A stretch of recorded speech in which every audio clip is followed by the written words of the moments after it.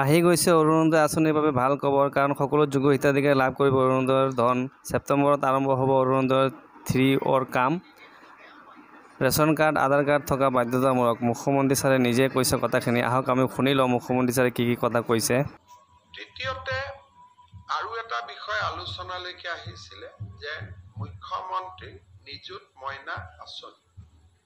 এই নিযুত মইনা আঁচনিখন অহা 7 বা 8 আগষ্টৰ পৰা আমি প্ৰপত্ৰ বিতৰণৰ কাম আৰম্ভ কৰিম। তাৰ আগতে আঁচনিখনৰ ওপৰত এখন আমাৰ সাংবাদিক মেলো হ'ব, আমি আনুষ্ঠানিকভাৱে উদ্বোধন কৰিম।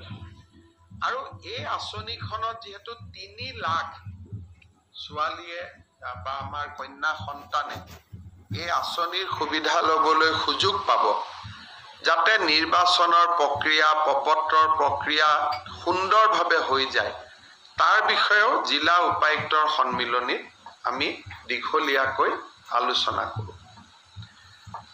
অৰুণোদয় 3.0 অৰ্থাৎ অৰুণোদয় আমি প্ৰথম আৰম্ভ কৰিছিলোঁ 19 লাখ হিতাধিকাৰীৰে। অৰুণোদয় 2.0 আমি সামৰি লৈছিলোঁ 27 লাখ হিতাধিকাৰী। এতিয়া অৰুণোদয় 3ত আমি সিদ্ধান্ত লৈছোঁ যে আৰু আমি প্ৰায় আপোনালোকে হিচাপ কৰিব লাগিব, যে মই ফটক কৰি পূৰণ কৰি দিছোঁ।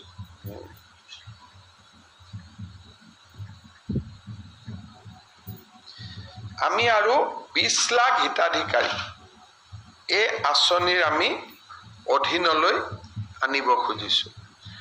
যদি 20 লাখ হিতাধিকাৰীক এই আঁচনিৰ অধীনলৈ আনো, তেতিয়াহ'লে এই আঁচনিৰ অধীনত বেনিফিটেড পৰিয়ালৰ সংখ্যা 47 লাখলৈকে বৃদ্ধি পাব। আমি অৰুণোদয় 2.0 আধাৰ আৰু ৰেচন কাৰ্ডৰ লগত জড়িত নাছিলে। তাৰ কাৰণে মই যোৱাকালি পৰহি যেতিয়া উপায়ুক্তৰ সন্মিলন আৰম্ভ হৈছিল, মই কৈছিলোঁ যে কিছুমান অৰুণোদয় হিতাধিকাৰী অবাঞ্ছিত লোকৰ হাতলৈকেও যোৱাৰ কিছু তথ্য আমাৰ হাতলৈ নিৰ্বাচনৰ সময়ত আহিছিলে। সেইকাৰণে এইবাৰ আমি সিদ্ধান্ত কৰিছোঁ যে অৰুণোদয় আঁচনিটো পাবৰ কাৰণে ৰেচন কাৰ্ড থাকিবই লাগিব। আৰু যদি ৰেচন কাৰ্ড কাৰোবাৰ থাকে, তেতিয়াহ'লে তাৰ আধাৰো থাকিব লাগিব। অৰ্থাৎ Arunodoi will be link with Aadhaar and ration card.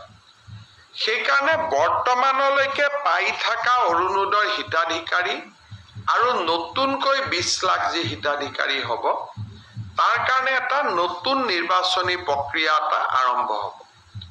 অৱশ্যে যেতিয়ালৈকে নতুন বেনিফিচিয়াৰী নিৰ্বাচন নহয়, তেতিয়ালৈকে পুৰণাসকলে অৰুণোদয় পাই থাকিব। কিন্তু যেতিয়া নতুন হিতাধিকাৰী হ'ব, বৰ্তমানে পাই থকা সকলোৱে নাপাবও পাৰে। যদি তেওঁলোকৰ ৰেচন কাৰ্ড নাই বা তেওঁলোকৰ আধাৰ নাই, তেতিয়া তেওঁলোকে নাপাবও পাৰে। অহা ছেপ্টেম্বৰ মাহৰ পৰা আমি অৰুণোদয় হিতাধিকাৰী 0.3ৰ কাৰণে, অৰুণোদয় 0.3 এই হিতাধিকাৰী নিৰ্বাচনৰ প্ৰক্ৰিয়াটো আমি আৰম্ভ কৰিম। আৰু এই কামটো যাতে খুব সুষমভাৱে, কাৰণ অৰুণোদয় হিতাধিকাৰী প্ৰায় ডাবুল হৈ যাব, আজিতকৈ দুগুণ হৈ যাব। আজি 27 লাখ আছে, তেতিয়া প্ৰায় 47 লাখ হ'ব। ডাবুল নহ'ব, অকণমান ডাবুলতকৈ কম হ'ব।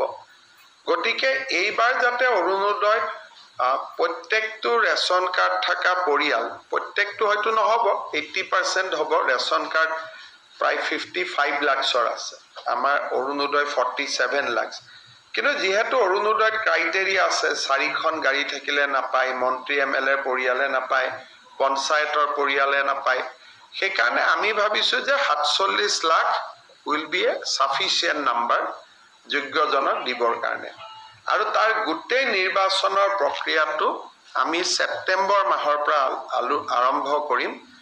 তাৰ বিষয়েও জিলা উপায়ুক্তসকলৰ লগত পুংখানুপুংখভাৱে আমি আলোচনা কৰিম।